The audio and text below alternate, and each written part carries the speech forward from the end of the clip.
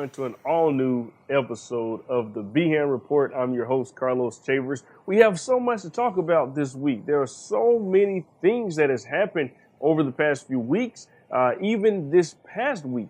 So let's get right into our weekly report right here on the Behan Report. So first up, North Korea. What's been going on with North Korea lately? Well, if you all have been following the news, you may have seen that North Korea have actually been testing more missiles than previously done before in that country. So, North Korea, they're testing missiles at a higher rate. Trump has been going on and on. You know, he's tweeted. He's had 1,000 tweets since he's been the president. A lot of them geared toward North Korea, China, other countries. So, with North Korea, what is Trump doing? So, previously, Trump has said, China and other countries, Russia, have to be stronger on North Korea. Well, last week, the CIA director, Mike Pompeo, actually went a little further, and he said that the Trump administration need to find a way to separate Kim Jong-un from his growing nuclear stockpile. And I quote in his words, "As for the regime, I am hopeful we will find a way to separate that regime from this system." Pompeo said, "The North Korea people, I'm sure, are lovely people and would love to see him go." That's what he said. But then soon after he said that went viral. People of North Korea got a hold to it, and they've actually responded. And so the people of North Korea were like, hey, if the United States attempt to do anything like that, we will immediately launch a nuclear war against the United States. So that's why North Korea have been testing missiles over the past few years, the past few weeks, especially. Right now, they have the capabilities of a missile, a nuclear weapon reaching U.S. soil. Right now, they have a nuclear weapon that can reach up to like 660 miles that will actually touch down in Hawaii. So North Korea can actually hit Hawaii right now if they try to. Also, they're working to be able to upgrade that, and so that they could reach an even greater area of U.S. mainland by way of like Chicago area. That's on their radar. That's what the reports are saying now that North Korea are targeting as far as if the United States were to do anything to try to take that regime from Kim Jong-un. Moving right along, Trump's staff. So as you guys may know, there's a lot of things that's been going on in the White House. On this show, we're going to cover a lot of things with the administration, what they're going through. We're going to hold them accountable, just like we hold the people on the lower level accountable here in the city and throughout the state. So what happened? Last Friday, Sean Spicer, the White House press secretary, he resigned from his post because of Anthony Scaramucci. The Mooch, everybody. The Mooch is now part of the Trump administration as the director of communications. Well, who is Anthony Scaramucci? He's a financial banker on Wall Street. So he, heavy financial guy in the state of New York. He recently joined the Trump White House and castigated some of the members on the team. He went and used profane language against Reince Priebus.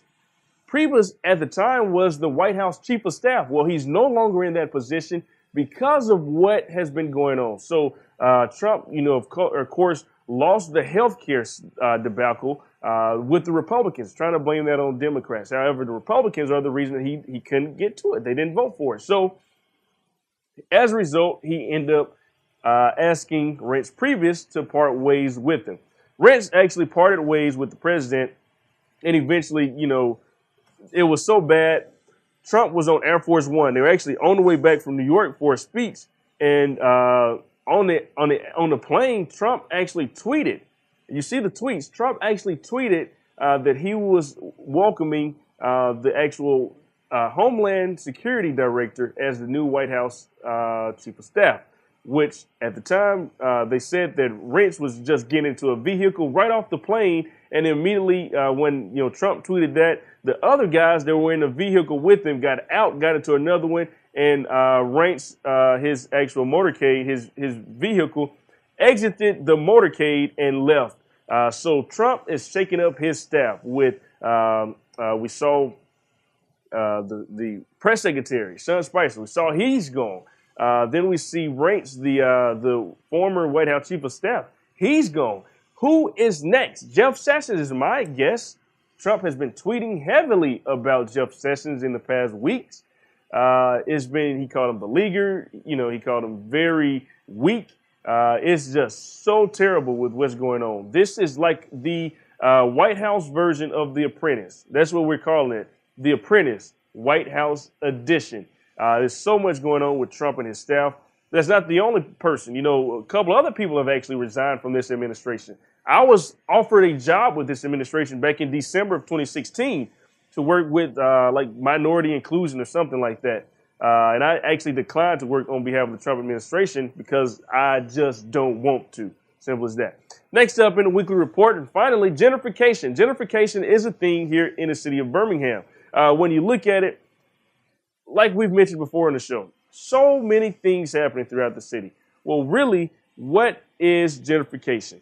Gentrification is really the process of renovating and improving a house or district so that it conforms to middle-class taste. So that means the process of renovating and improving a house or district. So low-income areas, well, let's renovate those areas, charge more in rent, moving the people that already live there out. I know plenty of people in the city of Birmingham that have once lived in areas that are now gentrified. As a result, they were asked to leave their business and homes because of increased rates in their rent. I have one friend who rent practically went up $50 a month over a course of a few months. After so long, she realized, hey, I can no longer live in this part of Avondale, so I got to get the heck up out of here. And that's what she did. So when it comes to gentrification, this city, we see white developers, white people in this city buying property all over. The Land Bank Authority allows you to buy property for such cheap prices and rates. Well, that's what people are doing all over. They're purchasing property and claiming to redevelop them, but they're moving the people out. Look at what's happening in Loveman Village. Loveman Village is being redeveloped by the Housing Authority. Well, guess what? They're not moving back in with the same amount of units that they actually had in Loveman Village. So the number of units they previously had, once they've been torn down and build new ones, the same amount of units won't be there. So guess what? A huge pocket of those individuals will be moved and spread across other Housing Authority properties throughout the state. That does it right here in our weekly report. You'll see more on gentrification throughout this season and every season. That's a big topic near and dear to my heart, so we'll cover it extensively on the Behan Report. I'm Carlos Chavez. We'll be back in a minute. I'm Jason Fisher, Democrat for U.S. Senate. Our sweet home is desperate for leadership, a new voice to guard your family, your health, the Alabama way of life. Proper health care is imperative. We all need it. To leave even one uncovered is a disgrace. Let me represent you, your family, our Alabama. Honest, compassionate, tested. Jason Fisher, ready to lead. I'm Jason Fisher, and I approve this message. Welcome back to the Behan Report. It is now time for our political report where we discuss everything politics. This week we have Chris Woods. What's going on with his campaign? The city council budget. What's going on with the city council budget this week? And also we sat down with President Jonathan, rolled around with President Jonathan Austin in his golf cart at an event. We got a chance to catch up with him. We'll discuss that right here in the political report. Let's get right to it. Chris Woods this week. Well, like I've mentioned several times before, on the political report, we try to sit down with every single mayoral candidate. We reached out to them and try to have them onto the show. Well, we actually caught Chris Woods out at an event this past weekend. Listen to what he had to say. All right, Mr. Woods, we have a few questions for you. Are you interested in coming on the Behan Report to sit down and talk with us? You see, all right, you see what Mr. Woods just did? We asked him questions, he refused, so we're gonna dig more deeper into his campaign, figure out what's really going on, and do more investigation. We asked him if he would be willing to sit down with us. He walked away, didn't say anything. So on the Behan Report, we're gonna find out what's really going on in the Chris Woods for Mayor campaign. So, man, you see what Chris Woods didn't say? Anything, nothing at all. Just stood there, walked, stepped. You know, what's crazy is the man stepped like 3 or 4 feet to his left. I'm like, what kind of crap is that? Didn't say anything. You know, we asked him to come on if he'd be willing to sit down with us. You saw for yourself. So when we're going in on Chris, Woods, don't be offended by it. We offered to come onto the show. He refused and declined, wouldn't say anything. So we're going to cover him as I know how. So this week, the Outcast Voters League, there is a new ad they have out. They're asking people if you can get Chris Woods on video saying that he is not a Republican, there is a $300 reward available. Check out the video.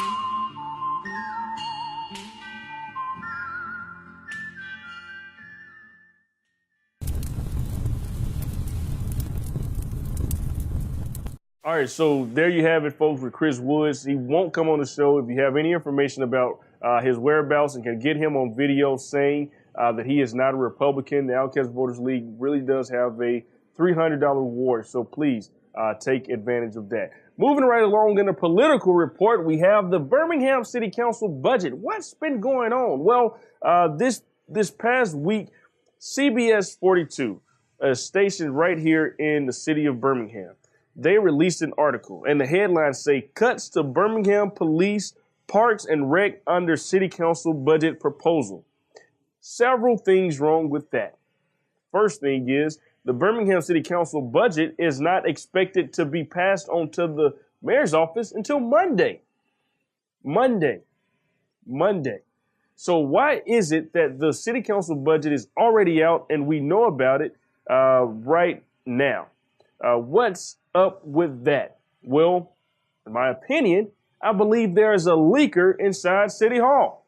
One of the city councilors, if not two of the councilors, for a fact, I can probably call them a leaker for several reasons. They leak information. William Parker, City Council of District 4, got on TV the other day and went in about this budget proposed cut. Well, I believe Mr. Parker is the leaker, and that's how it got to the mayor's office, who actually sent it to the media and had the park board and the police chief to send a letter to the mayor's office. What kind of crap is that? They sent a letter in disbelief over the budget cuts. That is not fair at all. When you look at it here, we have the facts, people. We follow the facts here on the Behan Report. When you look at the facts on your screen, you will see with the Birmingham City Council budget proposal, you see one column, it says the departments. The second column, it says mayor's proposed budget. And the third column, it says council's recommended budget changes. Let's follow along here. So for mayor's office, we see a budget of $10.2 million. That's a lot of money for one mayor's office the size of city of Birmingham. When you have other cities much larger than Birmingham don't operate on budgets that size. So the mayor's office, the council lowered that to $9.2 million. So almost $1 million bucks. They lowered that mayor's office budget. Okay, let's go to the road and paving. Well, if you guys look down under public safety, road paving. Well, the mayor's office didn't have anything in that spot. Nothing at all. There was no plans for the mayor's office to include road and paving in the budget for fiscal year 18. The city council added $3 million for that. $3 million. Moving right along to the police department. So the police, okay, we see $97.2 million for the mayor's office, $96.4 million for the council's office.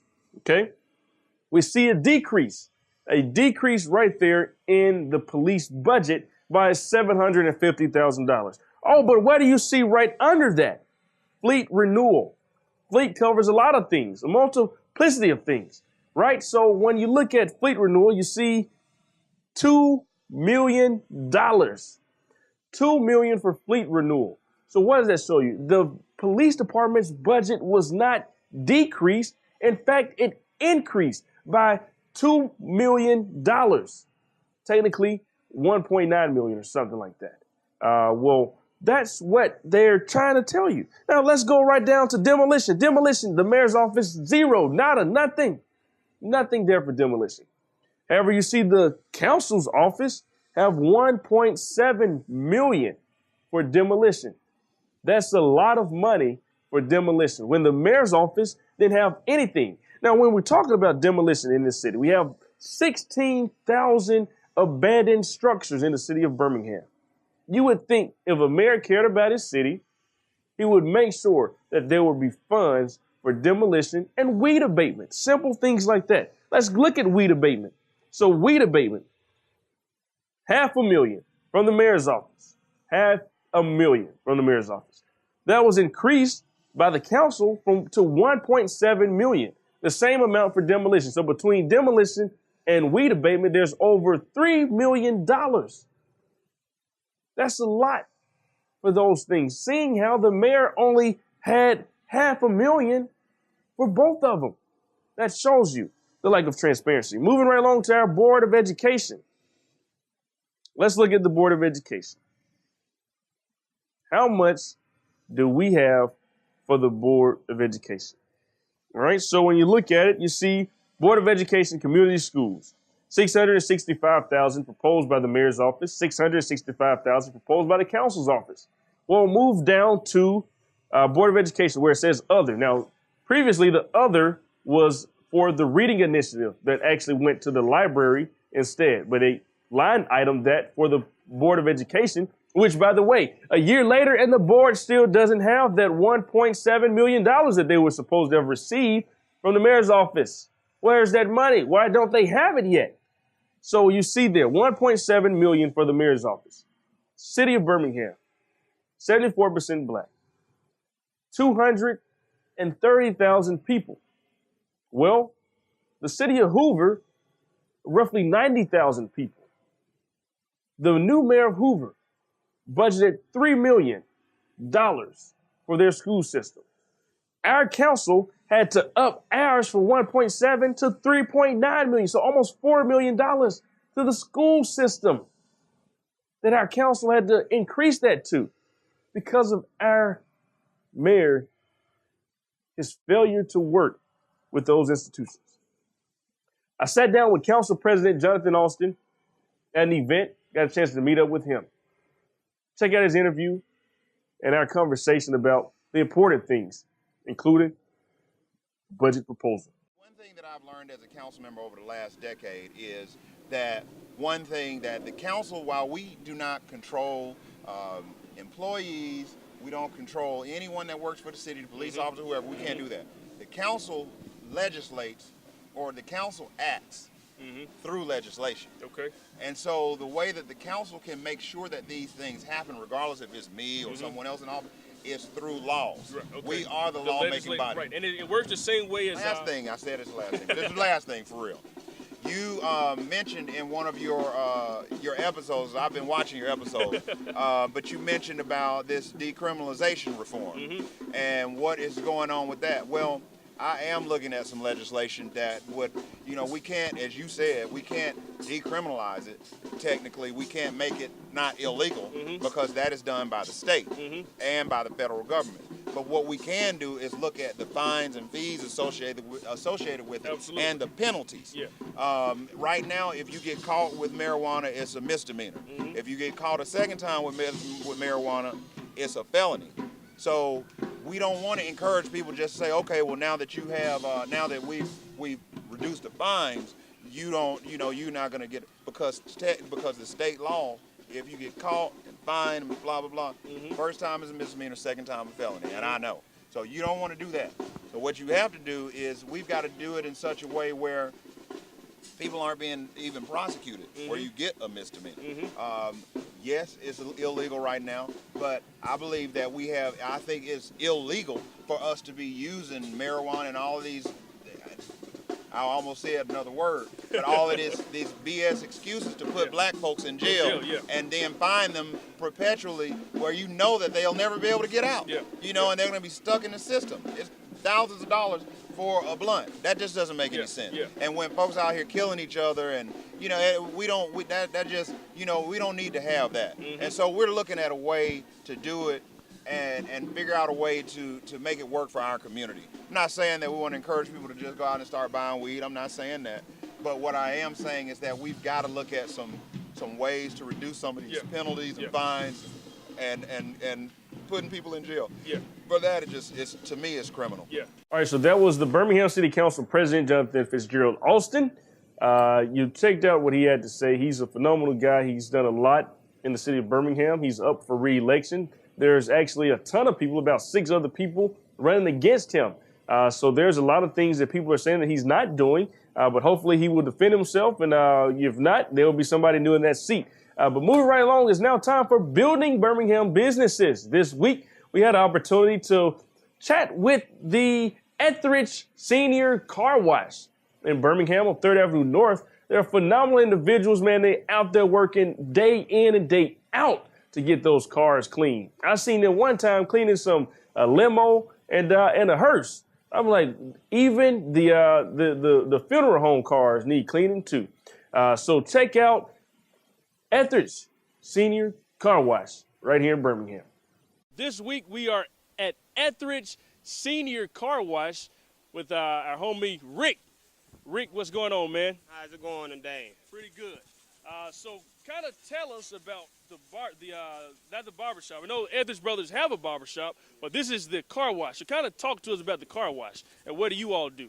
Well, pretty much, normally what the car wash do, get the cars clean. But this one, mostly we do everything within the buff, wax, shampoo, everything from your headlights to your tail lights. It's a boat, motorcycle, bicycle, 3-wheeler, quad. This is where the place you want to be at, because we're going to get it done for you. Normal basic package, outside, inside, shampoos and detail, that'd be a different price range because it's more time consuming, more stuff we got to do to the car. But normally you get a basic in and out, 25 on up for cars and trucks. You doing details, prices varies. Everything varies. Okay. So for a basic car wash, if I'm just, in a hurry trying to get my car wash before I take my girl out on a date, then what is that range? Regular, for a car, in and out, 25, outside only 15, for pretty much a pickup trucks, F-150s, F-250, somewhere around there you get 30, and beyond there it goes up. Like I say, everything varies. Okay. We do have a hotline you can call here, and we also do have a website, which is Etheridge Senior Car Wash. You go on the website, you can contact us through there. This is Building Birmingham Businesses. We're at Etheridge Senior Car Wash right here on this is 3rd Avenue North, right here in downtown Birmingham. Just come on, stop by, check them out, get your car wash. Working at the car wash. That's what it's about. Building Birmingham Businesses. See you soon. It is now time for On the Book, where we go to our social media and we ask a question and see what our followers have to say. So this week we asked, are people really truthful during job interviews? A lot of people had a lot of different opinions about what's going on with job interviews and people being truthful. I know my experience, I went on a job interview, tried to be as truthful as possible. May have exaggerated the truth about, certain things a little bit, but everyone probably do that. So let's check out what some people had to say. Miss Sherry Gardner said they tend to embellish the truth. Julia said, yes, I highlight my good parts and don't bring up the flaws, but I am honest. Lisa Singer said providing socially desirable answers may not be lying, but it's dishonest because those flaws could make you not a good fit for the position, the organization, or the organizational culture. So employment, people's eyes. We see it as dishonest. Something everyone does for the most part, but still dishonest. That sounds like a lot of us. Then you had Mr. Clarence Muhammad said, nah, neither is the job. So Lisa commented and said these days it's a lot harder for companies to do that with websites like Glassdoor providing platforms for current, past, and potential future employees to post the real deal on companies, their culture, interview processes, etc. Then Bonita Brown said, no, some are not. So you see what a lot of people are saying. Alicia went on to say, I was 100 honest, even about my weaknesses and concerns about the position I was interviewed for and got the job. So congrats to Alicia for getting the job with that. Maya Davis said yes and no. Then Johnny Scott, he said they have to, for the most part, for any real job, they do background checks on the questions they ask you. So we see what a lot of people had to say in our On the Book segment. I'm Carlos Chavis. This is the Behan Report. We'll be right back with more right here.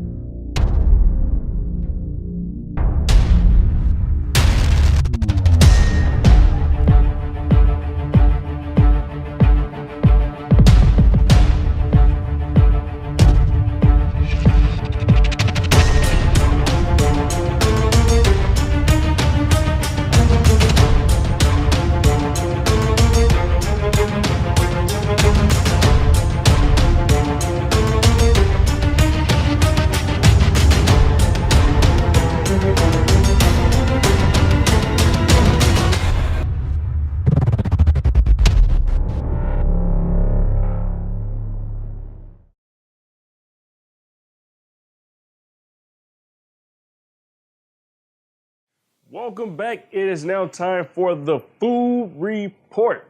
Man, oh man, I'm a little hungry now just thinking about the restaurant we went to this week. We went to Z's downtown Birmingham, Z's Takeout Restaurant, right across from the Birmingham Police Headquarters. Man, I had some good food, as I always do wherever I go. Man, look at what happened at Z's. Check out the interview. Check out the awesome food. All right, we're on the Behan Report inside our food report at Z's Takeout Restaurant right here in the heart of downtown Birmingham, right across from the Birmingham Police Headquarters. I'm with the manager. How are you doing today, sir? I'm doing just fine, and you? Yes, sir. Pretty good. I'm from out of town, from Richmond, Virginia. And my wife passed away in 2008, so Okay. I just moved on, tried to find myself, get myself back together. Yeah, a friend of mine was living here. He'd been there about 30 years, and he introduced me to Zeke, and Zeke had rooms for rent, so that's how we got acquainted. Okay. I rented Okay. the rooms, you know, things got better from me, then I went out on my own. I've been here almost 3 years working. helping Okay. them in the restaurant. Okay. So, and He taught me most of everything to be taught. So wow. Okay. I became Yeah. professional Yeah. overnight. What- He opened this up 9 years ago. 9 years ago. Okay. It was like he was selling like a salad tray before it became. Okay. You're here almost every day. Every day. Every day I see you 6 when I days a come week. in. Okay. Yeah. So you get to see how the experience is like as a black business owner, Oh, yeah. business management. How is it? Tell us about your experience. You really got to be patient with people, for one thing. You know, the people is right, although they can be wrong, but they're right in our eyesight because this is a business, It's a business, yeah. and you ain't trying to lose your customer. It's tough, but you know, you got to have a lot of patience, Okay. you know, and know when to speak and when not to. Okay. That's very, very important. I love it. Okay. You know, because I meet a lot of different people, policemen, lawyers, you know, Yeah. meet all kinds, Yeah. you know. And then the food is great. So I know why they Yeah, come and you yeah. guys. I started doing the meatloaf.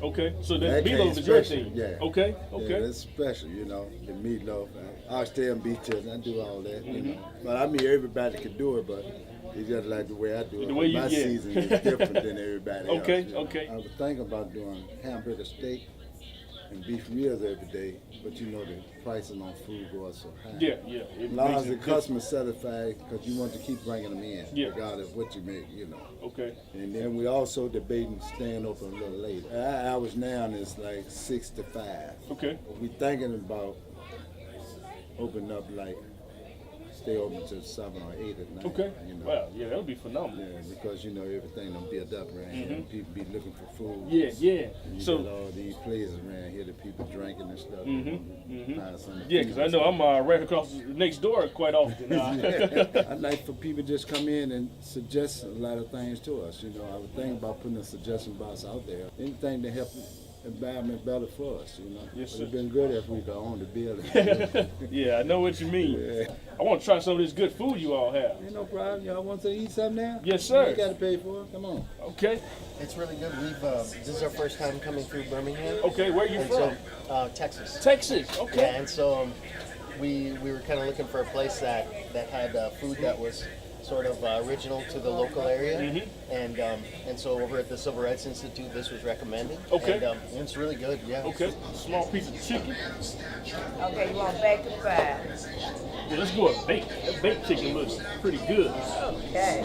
So this is some good food. Look like you have macaroni and cheese, collard greens. I mean, not collard greens, cabbage, yams, and chicken. So which one you think you had the best, the biggest touch in?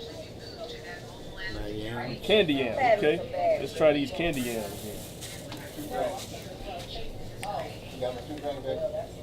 What is that? Oh, chicken. Man, these are some good yams. No. This is good. I'm just saying, like, these are some good yams. I haven't had Put love in that food. Man. put love in this food. Okay. There's love in that macaroni and cheese for sure. I'm gonna let you guys go. This is the Behan Report and the Food Report. I'm gonna finish this food because, as he said, it's love in it. So that was some good food down at Z's downtown Birmingham. I had an awesome time. Also, the producer, Danny Reeves, he and I had an awesome meal there. So make sure you guys get by and check them out. All right, let's get right into our final subject of the night, our education report. Well, we were able to catch up with the superintendent of Birmingham City Schools this past weekend, Dr. Lisa Herring. She's only been here a few months, less than 2 months. But check out Dr. Lisa Herring and what she had to offer our students and the parents of Birmingham.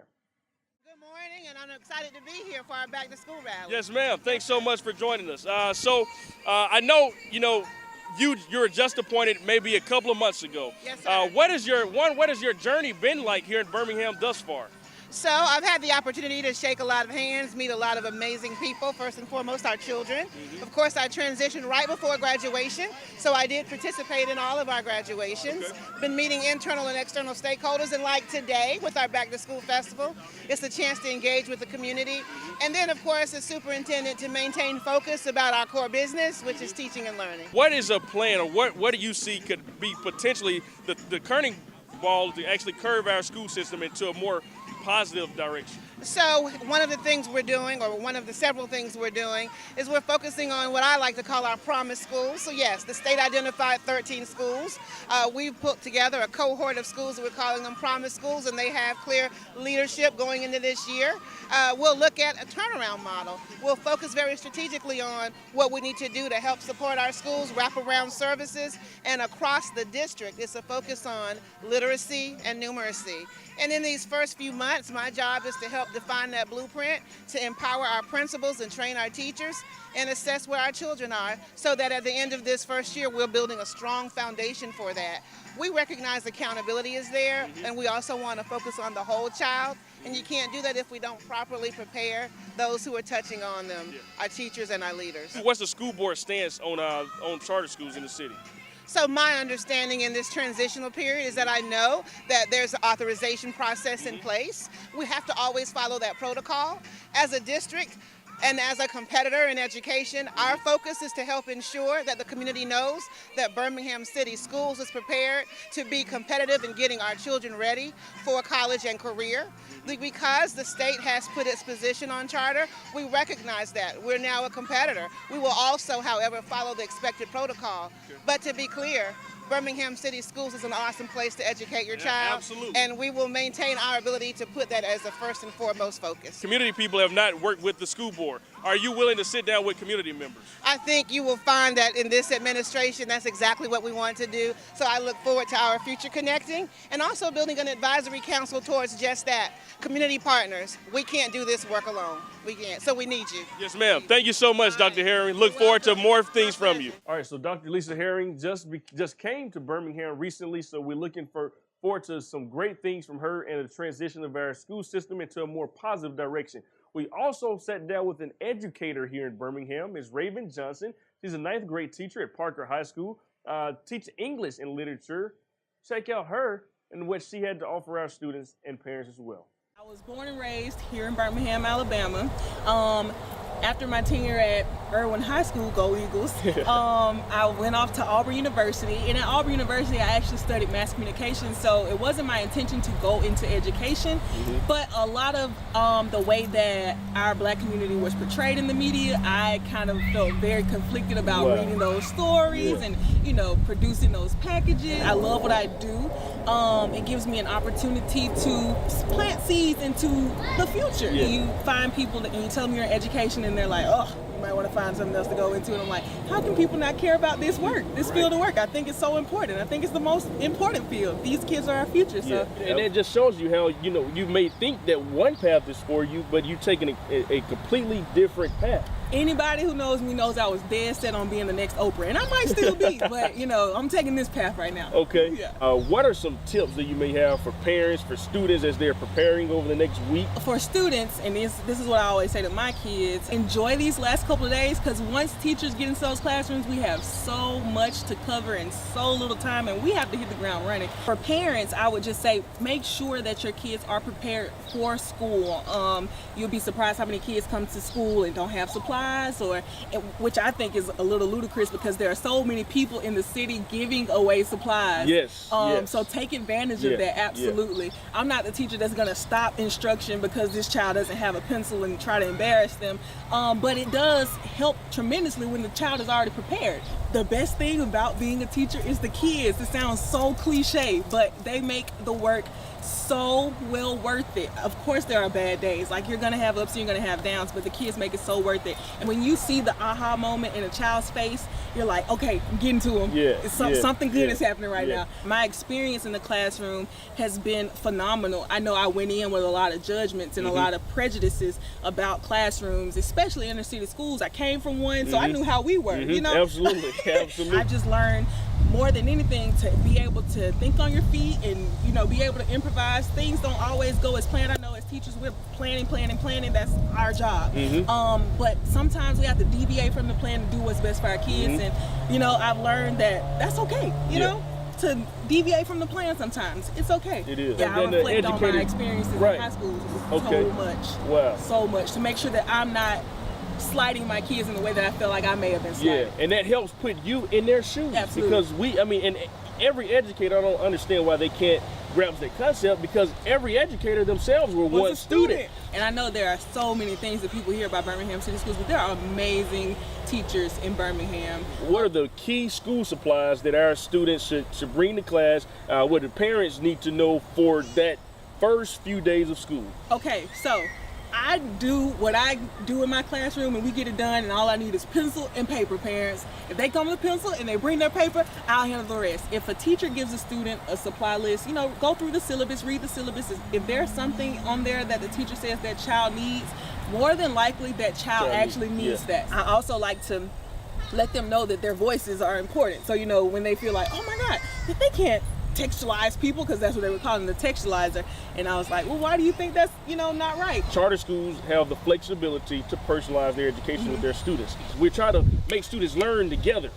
You know, that doesn't work. If each student was able to learn at their pace, we'll be much better with educating our students. It's something that boggles my mind all the time. I'm like, how can I do this and make sure that all of the kids get it, but in the way that they understand things? I remember in college, you know, sitting in a lecture and being like, what?